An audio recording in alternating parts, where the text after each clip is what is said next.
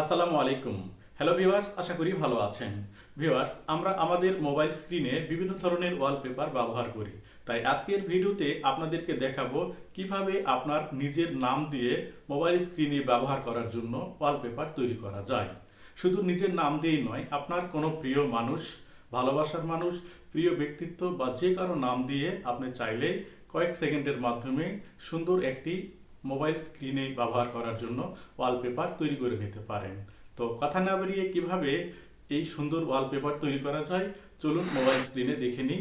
আরেকটি রিকোয়েস্ট, আপনি যদি এই ধরনের টেকনোলজি রিলেটেড ভিডিও দেখতে পছন্দ করেন তাহলে অবশ্যই চ্যানেলটি সাবস্ক্রাইব করে নোটিফিকেশন অল করে দিতে ভুলবেন না।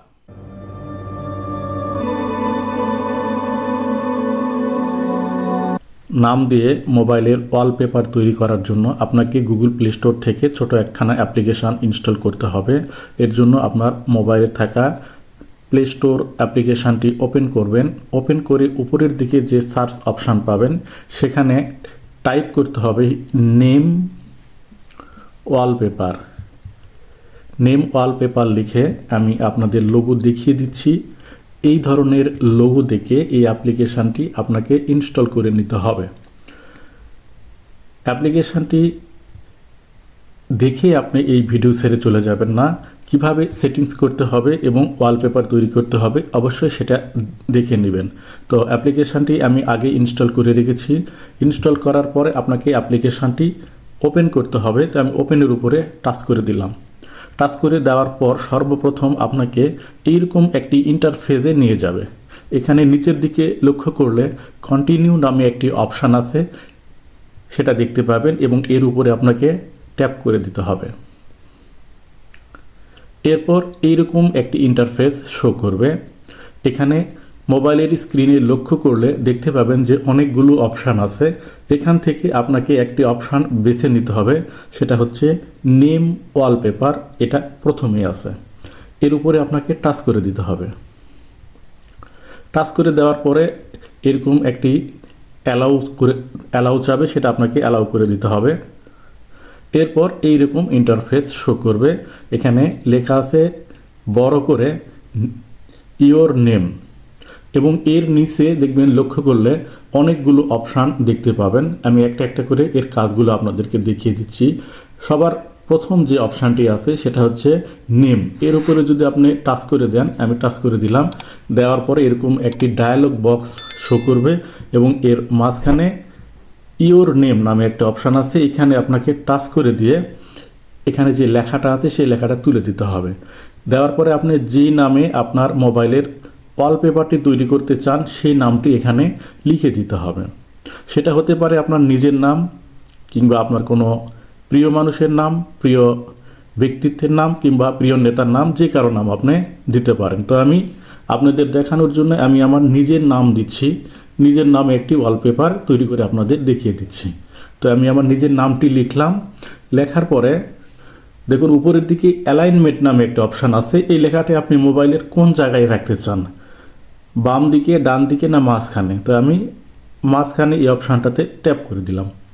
দেওয়ার পরে ডান অপশানে ক্লিক করে ডান করে দিলাম। আমার নাম লেখা হয়ে গেছে। এরপরের অপশান ফ্রন্ট, এর উপরে আপনাকে টাচ করে দিতে হবে। টাচ করলে এরকম দেখতে পাবেন অসংখ্য ফ্রন্ট এখানে আছে।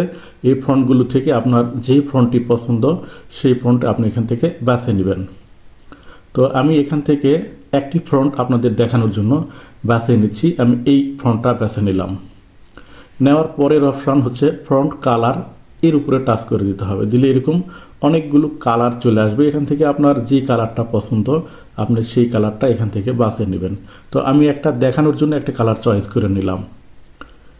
এরপরের অপশান হচ্ছে ইমেজ। ইমেজ অপশানে যদি টাচ করেন তাহলে দেখবেন যে এরকম অনেক টেক্সচার চলে আসবে। এখান থেকে আপনার যে টেক্সচারটি পছন্দ সেই টেক্সচারটি আপনি নেবেন। তো আমি একটি টেক্সচার নিলাম।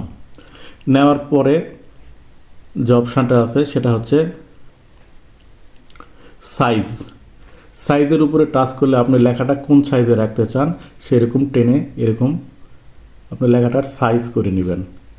এরপরের অপশান হচ্ছে ব্যাকগ্রাউন্ড। আপনি যে লেখাটা লিখছেন এর ব্যাকগ্রাউন্ডে কি থাকবে, এই ব্যাকগ্রাউন্ডের যদি আপনি টাচ করেন তাহলে দেখতে পাবেন এরকম ব্যাকগ্রাউন্ড কালারগুলো চলে আসবে। এখান থেকে আপনি কোন একটা কালার যেটা আপনার চয়েস সেই কালারটা আপনি এখান থেকে দিয়ে নেবেন। এরপরে ব্যাকগ্রাউন্ড ইমেজ যদি দিতে চান তাহলে ব্যাকগ্রাউন্ড ইমেজের উপরে টাচ করবেন, তাহলে এরকম অনেক ইমেজ আসবে। এখান থেকে আপনার যে ব্যাকগ্রাউন্ড ইমেজটি আপনার পছন্দ সেই ব্যাকগ্রাউন্ড ইমেজটি আপনাকে এখান থেকে নিয়ে নেবেন। যেমন আমি এই ব্যাকগ্রাউন্ডটি নিয়ে নিলাম।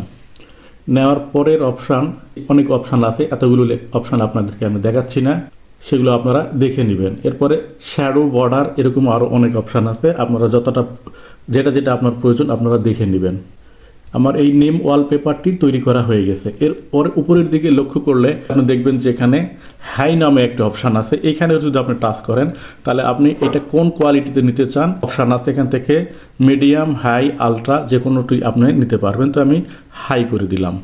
দেওয়ার পরে উপরের ডান দিকে নেক্সট নামে একটা অপশান আছে, এখানে আপনাকে টাচ করে দিতে হবে। টাচ করার সঙ্গে সঙ্গে আপনাকে একটা বিজ্ঞাপন দেখতে হবে। বিজ্ঞাপন দেখার পরে এইরকম ইন্টারফেস শো করবে।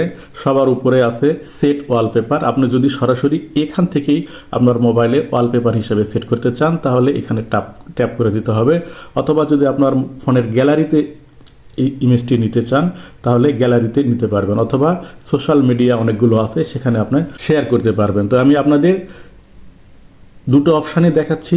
সেটা হচ্ছে প্রথমে আমি সেট ওয়ালপেপার এর উপরে টাচ করে দিলাম। টাচ করে দিয়ে এখানে তিনটা অপশান দেখা যাবে, home screen, lock screen, home and lock. আমি হোম অ্যান্ড লকের উপরে টাচ করে আমি উভয় জায়গাতে এই ওয়ালপেপারটি সেট করে দিচ্ছি। সেট হয়ে গেল। এরপরে আমি গ্যালারির উপরে টাচ করব। গ্যালারির উপর টাচ করে এই ওয়ালপেপারটি আমার গ্যালারিতেও সেভ করে নিলাম। এখন আমি এখান থেকে বের হয়ে যাব। বের হয়ে গেলে দেখতে পাচ্ছেন যে আমার মোবাইলের এই ওয়ালপেপারটি অটোমেটিক সেট হয়ে গেছে। এখন যদি আমার ফোনের গ্যালারিতে যাই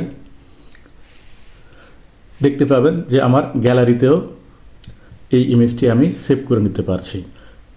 তো ভিউয়ার্স, আশা করি ভিডিওটি ভালো লাগছে।